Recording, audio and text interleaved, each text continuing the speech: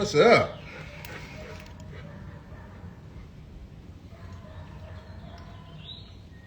Check your pause. We on the live, dude. We are on the live. What's up? Kind of sitting, chilling, kicking it, letting y'all know what we got going on. Let's maybe raise this thing up a little bit.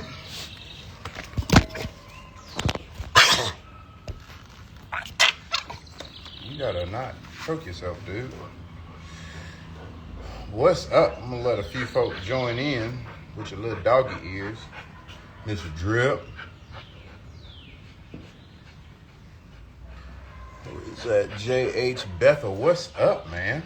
How's everything going? Figured I'd hop on this live stream again. Figure and let y'all know what's going on, because I have not been on here since the beginning of this month. Took kind of a break. Just kind of getting everything in order, doing a lot of other things, sporting life related, but getting a lot of other things going. And we got some summer programming that we are planning up in Massachusetts with Minority Outdoor Alliance. Not dog related. It's called Bobbers and Bracelets. You know, getting folks in the outdoors and introducing some art. We're partnering with Outdoor Afro. Partnering with Outdoor Afro. So yeah, kind of had to get that going. Boy, you cut yourself down there? Yeah, well, at least it's healing up. But yeah, man, just sitting here chilling. I wanted to let y'all know some of the things that we got going on, some of the plans. You're shedding a lot. Just dog hair. Dog hair. Pointer shed too. I'm glad to have this guy back on the team. So we brought Drip back for folks that remember years ago. If you came to our Minority Outdoor Alliance Festival, you probably would have saw this guy when he was like real little. He was really, really, really little. And I had kind of been holding him around while I was doing some bird dog demonstrations and stuff down at Orvis Purcell Farms. So, you know, he's big now. He's about 5. This Drip. And so he's my pointer on the team, because I was setter heavy for a long time and still setter heavy. But he was down in Thomasville for a while with my buddy Eric, and running down at El Soma Plantation. And Eric called me because they are downsizing some of their kennel stuff, and asked me if I wanted to bring them back up here. And of course, I did. So, you know, Porci Pica, what's going on? So, you know, this is my buddy, though. He's always been my buddy. Like, he used to sit in my arm just like this. You know, he was real little and just sit kicking. This joker here got a motor on him. It's also hot during the summertime, so, you know, I'm not really doing a whole lot of training down here. I am going to do some, crazy enough, anybody that knows me knows I don't really like obedience work, but I will be doing some obedience work with all of my dogs, just the 3 that I got, just getting them refreshed. Campfire Joe, what's up? Not that they really need the obedience work, but it's nothing else to really do during the summertime. You can't really run birds. You can't put them on the birds. They don't need birds. They don't need birds. So yeah, it's like, all right, what are we gonna do now? And that'll kind of lead me into the next iteration of the stuff that I kind of want to talk about. What's up, buddy? Can you say hey? Look, Drip, look. You see them? You got viewers, dude. All right. So, got some folks in here. My Twix, what's going on? Twix is a fantastic candy bar. What are you doing? What are you doing? I don't understand. That was totally unnecessary, bro. All right, come this way. So anyway, lot going on, but feels like nothing's going on my Sporting Life Instagram because it's the summertime. And so content and releasing content, I actually have, it was a point where like I was putting stuff out all the time and kind of flooding my Instagram. And it felt like there was something to be done all the time. But that's what happens when all your dogs grow up and there's, not a whole lot more documentation to do in terms of that.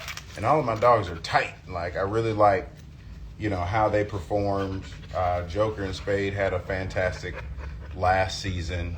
And then Drip came back in right around the end. Let me show you this guy too. Look at this. Come here. Just tight. Look at it, just tight. Like what he got going on, look good. This Joker here, just tight. So, let me scoot up. Gunner, what's up, Chief? Been a minute. So, get up. That's my fault for moving. All right, come here. I know. You just want to be a big old teddy bear. But this freaking muscle dog here, it has been a long time, Gunner. It's good. I hope you've been well, man. Give me the update on what you're doing, dude. This old muscle head here, Drip, came in at the end of the season. So he, but everybody in Thomasville, that hunted over him, came back with so many different compliments and stuff like that. So that was fun. So now he's back on my string, him, Joker, Spade, doing the thing. It's been fun. So we got a few things going on my end. It's the summer, like I said, we're kind of taking a break. If you're in the Massachusetts area on the 14th of next month, come holler at us. You can check the Minority Outdoor Alliance page for the events that we got going on there. Not dog related, like I said, fishing related. We've actually had a really good year doing that. But I'm always thinking about what's the next thing. And I've always really wanted my platforms to be educational. I've just always really wanted whatever it is that I'm doing to help inform people. And I wanted that to evolve as I, just move along. And it's kind of like you can't really talk about dog training all the time on a social media platform. And sometimes it kind of felt redundant. I'm not gonna lie. Like it always kind of felt redundant after a while. Like we all know what's gonna happen, right? And there's so many different podcasts and YouTube, this and that, and there's so many different people, fantastic people, most of which I've met in years past or recently. But come here. During the springtime, I know we all gonna talk about puppy training and this and that. During the summertime, it ain't a whole lot. So you talk about gear stuff, and then during the fall, everybody's back hunting and things like that. Great. There's a rhythm to it, and we did that for a long time. But over 2016 now. So I started my journey in bird dogs 10 years ago, like 10 whole years ago. First dog that I actually hunted over was my mentor, Eric Morris. If you find him, NTO, Non-Typical Outdoorsman, Eric Morris. Those of y'all that have been in the industry, y'all have probably met him. He's a fantastic guy. He is running Airedale Terriers now, but For upland and, hound work, I mean, check his profile, fantastic. But Eric got me into hunting over a dog with his Chesapeake Bay Retriever. It's going on 10 years ago. And what's really cool about that was I had grown and matriculated, and you guys were able to really see that over, over the duration. And I was kind of like, all right, as of recent, like, what's the next iteration of what it is that I can do? Like I said, not only to reinforce creativity, but also reinforce education. I'm an educator. When I started in bird dogs, I was a teacher, teaching Fulton County schools, Title I public school, and then I moved up to Westminster, teaching private, and that was fun up until, my sporting life, notebook stuff, sponsorships, and Minority Outdoor Lines, all of that stuff started taking off.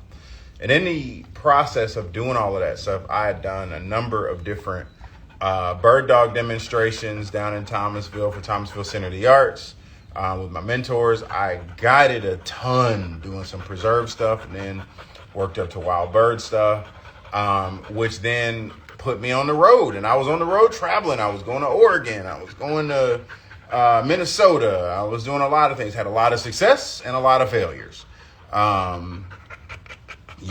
Open to admit, had some failures, not a whole lot, but I had some. Had some really good dogs, had some that were not so good, right? I had some that were cool, and I'm at this, had a horse, and started traveling too much and sold that horse to my buddy. I mean, I've gone through the ups and downs of this industry, and it was fun, right? And all the meantime, I'm raising, my family, my two kids, my wife, who was super supportive. Anybody that's met her knows that she is the driving force behind everything that I do, whether it be sporting life related or Minority Outdoor Alliance. And so we are a fantastic team. I've got a fantastic team of dogs, all of these things. My mentor, Neil Carter, passed away pretty tragically. Those of y'all that see my content, you've heard him on my podcast, you saw him in films and Dogman, you saw all of that stuff. The Georgia Florida Shooting Dog Handlers Club, Black Handlers Club, I was talking about them, and they tend to pop up from time to time in some of my content. So, I mean, I've run the gamut, been around the world a few times, figuratively. And I always was thinking about what's next, right? That's just the nature of me. I'm not the type of person to keep reiterating content to do the same thing, right? So I had to look real deep and figure out not only what is there next, but what is it that I have to offer to my audience, you guys. And that also came after getting hacked, right? Like, my old page got hacked. I had like 20-something thousand followers, all of this stuff. Like I said, social media is a crazy space to be in, especially doing this stuff. But the good thing is, I built this platform not based on social media, but because of, the work that I'm doing and having just a general interest and curiosity in these things. And you guys supported that for so long. And continue to support it, right? During the heydays of early Instagram, like where you could just flood the algorithm, it felt like I was on it all the time.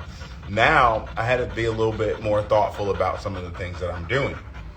One of those things, is through my artwork, right? I was writing, I was putting those writings out. I'm a painter by trade, by career. I've done it since I was 5. So like a lot of my work centered around that.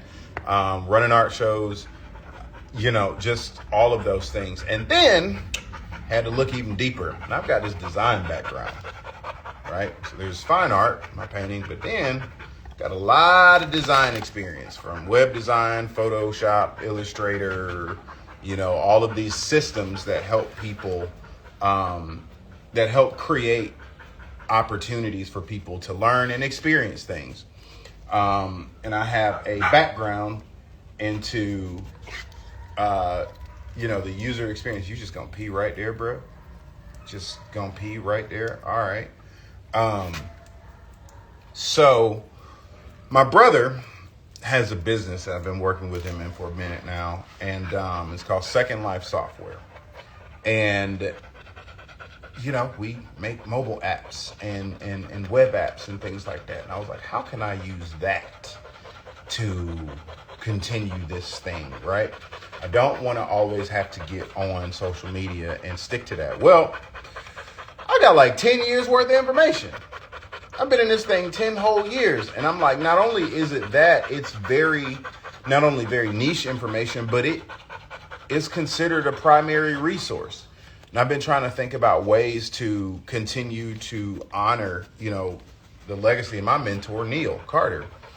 And, and so many other great people that I've been in contact with over the time. And so I said, I can take 10 years worth of podcast information, 10 years worth of being in the field, learning. Like, you guys saw me when I still had my lab, man. Like, it was a long time ago. It feels like a long time ago now. And so I've got all of this stuff, and it is stored on an external hard drive.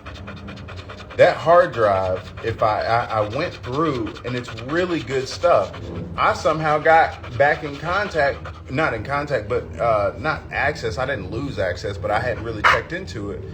But, I got logged back into my SoundCloud account. And I found like the first, literally episode 2 that I had done. Thank you for chilling out, buddy. I had done I think I might have episode 1, but going back all the way there, and I'm like 200 something episodes in.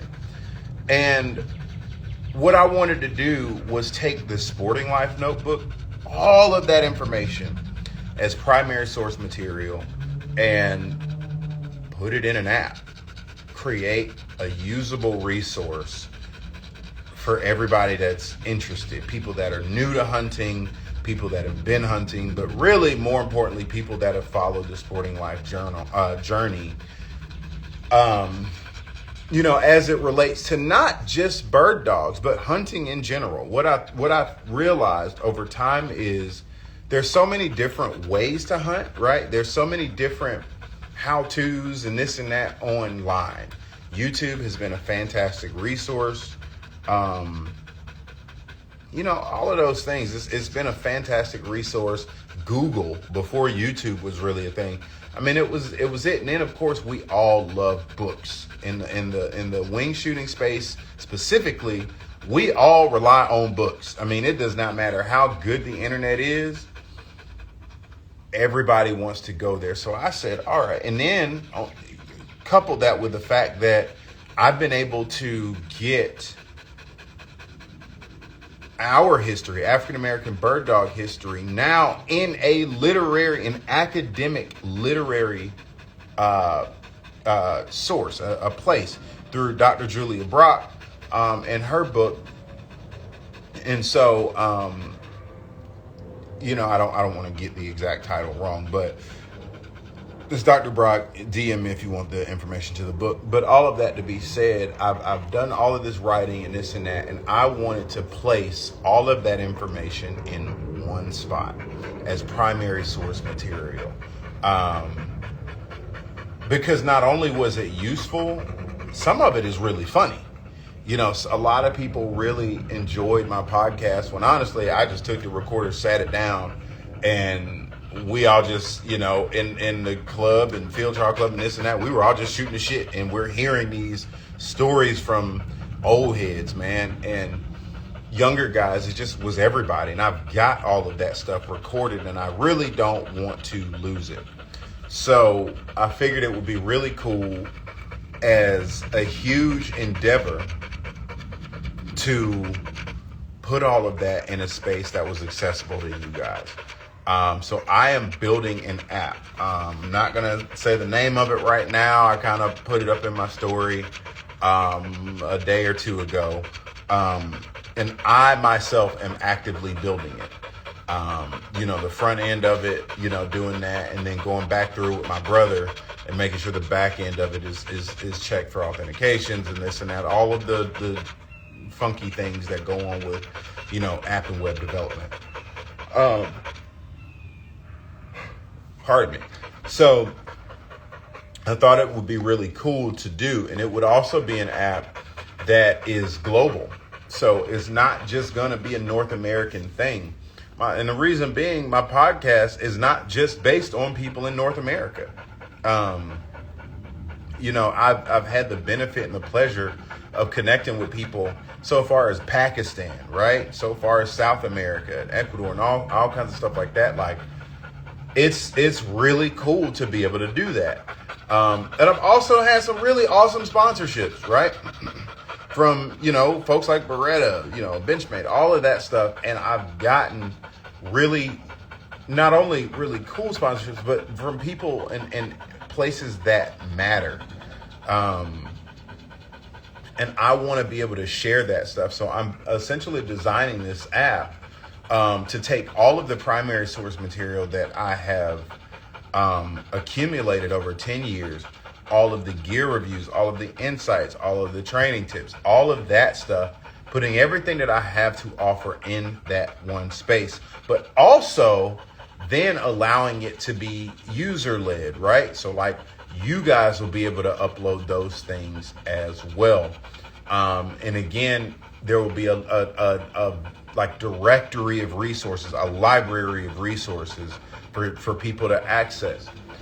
The reason I'm harping so much on the primary source material piece is because one thing that I wish in this app that I wish that was available when I was getting started was I wish that, like, I appreciate all the conversations that I had with people that don't look like me, but it took so much to find people that did look like me and to hear those stories. And had I not done that, I didn't know what I was doing at the time. I didn't know it was innovative. I didn't know it was anything worth value, right? I started off literally with a recorder in a truck and recording people that I met along the way. Black folk, white folk, green, blue, purple, whoever, right? All kind of dogs, all kind of this, hunting techniques. I mean, I ran the gamut. And I wanted to make sure that there was always a resource so that people that are coming in would have something to kind of look forward to.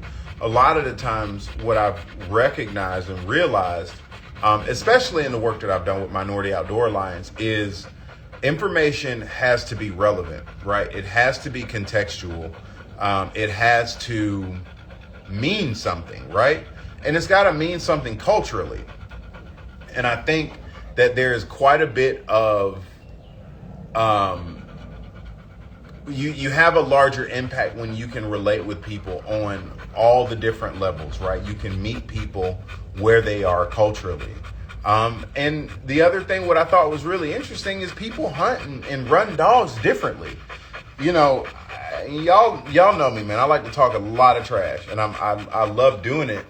But, with a little bit of age comes humility, right? And once there's only so many times that I can say a pointer is better than a setter, and a setter is better than a pointer, and this dog does this, and this dog does that, or this hunting style does this. What's more important and what's fascinating to me is the idea that, like, your hunting experience, how you hunt, is just that. Like, it is your experience, and that's what makes it valuable. That's the thing that brings us all to the table. There is no one direct path. And I think where people learn is in a much more communal setting, right? Like, if an app could be a fireside chat, that's kind of what I'm looking for. There ain't nothing over there. It's just your reflection in the door, Chief. If an app could be a fireside chat, that's, kind of what it is that I'm definitely looking for. And I want it to make sense to people, right? I want people to connect. So I am spending my time when I'm not on social media, especially during this summer. I promise you, I'm working. You know, I giving my dogs a break from a fantastic season, taking not a step back from guiding, but just a step to the side and allowing this historical research to come in parallel, you know, what it is that I'm doing in the field with people. You know, I was talking to friends of mine that have not only hunted over my dogs, but been a parts of my workshops. And although they love my dogs and we always deliver a fantastic experience, one of the compliments that I get is that, Darrell, like, you're so educational and you create really cool educational opportunities. And that means a lot to me. Like, you know, there are people that are players and there are people that are coaches, right? And I spent so much time being a player. And as of the last few years, I've done a lot more coaching.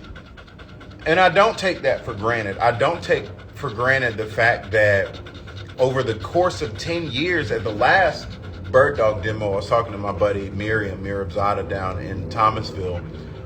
And like, I started with Vegas. Those of y'all that remember Vegas, I started with him on a stage in a theater with a pigeon, teaching people how to, you know, how I work my dogs, right? And how I train them. Well, so much of, you know, what I've done over that time, Miriam was like, yo, you realize you've been doing demos for 10 years now. Like, I was like, dang, that's wild. And I think that's just really cool. And I want to continue educating people because that's always been the crux of what it is that I'm doing.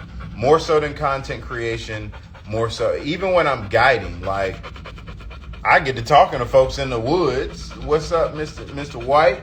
I get to talking to folks in the woods, and next thing you know, they're getting some educational lesson on the habitat, right? The birds, you know, deer might run across, and I'm telling them about that. Just, I think we're in an age where people really value that one-to-one interaction and that one-to-one very personalized experience. And I want to design an app. I am designing an app. It'll start off as a web app and then become a mobile app where people can literally sit down and listen to these stories and at the same time learn. You know, you don't teach people how to hunt by saying, hey, go do this, go do that, because hunting changes all the time. But you can teach people how to hunt through storytelling. Shane, what's up, Chief? You can teach people how to hunt through storytelling, you know, and laughter, right? And congregation, and fellowship. And I really want to design something that feels like that and designs, not only feels like that, but again, integrates the 10 years worth of information that I've accumulated. And again, I've got stories from people that are not here anymore. You know, stories from people that y'all saw me interact with and meet, and y'all saw me be influenced by. And I just want to make sure that we preserve that. You know, what's really cool. So I'm like interested in outer space and like all that type of stuff, right? And I'm the guy that looks into UFOs and what's going on in different planets. And like, you know, what was it in the 70s? We sent the Voyager, the 70s, 80s, something like that. We sent the Voyager spacecrafts out there. And on those crafts, like, it's so far out there now, it's actually out of our solar system. Like, it's gone. And we're getting very minor transmissions from what it's doing. And eventually that, you know, the systems on it will fail and they'll die, but and eventually that craft will probably end up somewhere. Who knows? But I kind of see the work that I'm doing now and me building this app as like my shot at building the Voyager version, my interpretation of the Voyager version of hunting, which is like, here's all this stuff that I've done. Let me put it all on an app for you guys, and for years to come, it'll live online. It'll live in the internet. You know, whether I'm here or not, you know, whether in 100 years, it'll still be out there and be valuable, and it'll constantly continue to update as long as it's being updated. Like I said, it'll be crowdsourced information too, in addition to what's already there. And so what I'm really interested in, as you guys, log in now, thank y'all for tuning into this live stream. But, if you're watching the live stream later on, or watching, the stuff that I put out on YouTube, on the Sporting Life Notebook YouTube channel, because that's a thing. I want to get more and more suggestions on it. Like, I'm not about to release this app tomorrow. I've already got it designed. I've already gotten prototypes of it. I've already done the work there, but I'm still refining it, still updating it, still checking for certain things. It's in the very early stages of development. And that's something I'm really excited to be doing. And like I said, y'all know me, man. Whether it's a hit, whether it's a miss, I'm going to design it myself. And I'm going to make it an educational resource, because that is what I care about the most. So I just wanted to get on here. Number one, get Drip back on the line, right? No, you don't care? All right. But I wanted to get Drip back on the line, and, let you guys know that I'm still here. I'm just working. I'm working a lot behind the scenes. And social media, it takes a lot to get things up and going. And the other thing too is, man, I'm always thinking, how do you create value for our sponsors like Field and Stream, Pack Provisions? Like, they have, my dogs look good. I'm not gonna lie. If y'all haven't started feeding Field and Stream Pack Provisions, like, you should. You can get it at Tractor Supply. Yes, it's a shameless plug. Of course, I was gonna stick it in this just like anything else. But I mean that, right? And they do so well for my dogs. I want them to know that, like, the Sporting Life Notebook has this thing to offer. And then when I think about the word The Sporting Life, or the words The Sporting Life, it goes beyond just dogs. Just because my forte and my love and emphasis is bird dogs, and I'm always going to have that, in life. I am more interested in how people incorporate outdoor activity, whether it be hunting, fishing, any of that stuff, into their lifestyle, right? It's more than just a hobby. It's more than just, this is the thing. It can be a hobby. I think a hobby and a lifestyle can go interchangeably, right? You don't always have to make money from something. I was blessed to make a career out of this stuff. And where I don't see things as slowing down. I don't see things as and I don't see things as changing. I see an evolution of things. And, me developing this app is the next iteration of that, for me. And so, yeah, man, I really, really appreciate, the opportunity to be able to do that. And to communicate with you guys in different ways, showcase and express my creativity in different ways, and just bring some more what I think is valuable to the space. So that's all, man. I'm just glad to be on the live stream. Glad to be here. Glad to have this guy, back up here in Atlanta. And just make this whole thing work. So, all that being said, thank y'all for tuning in. Go to YouTube, subscribe to the Sporting Life Notebook YouTube channel. I'll be uploading stuff there. I am actually redesigning my Sporting Life Notebook website, so that's down at the moment.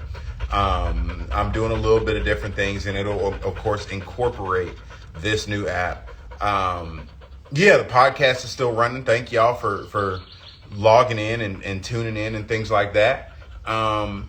That's what I got. That's what we bring to the table. Like, subscribe, rate, review, anything that you like what I got going on, cool. And then DM me with things that you want to see in this app. If you watch this live stream, if you watch any of my stuff on YouTube, Let me know what y'all want to see as I'm developing this app. You know, I'm doing it myself. I'm doing it hands-on. It looks really cool. You know, and I want to make sure that it is feasible for everyone, is accessible for everyone, and it is relevant for everyone culturally, in addition to just daily life stuff, informationally, all of that stuff.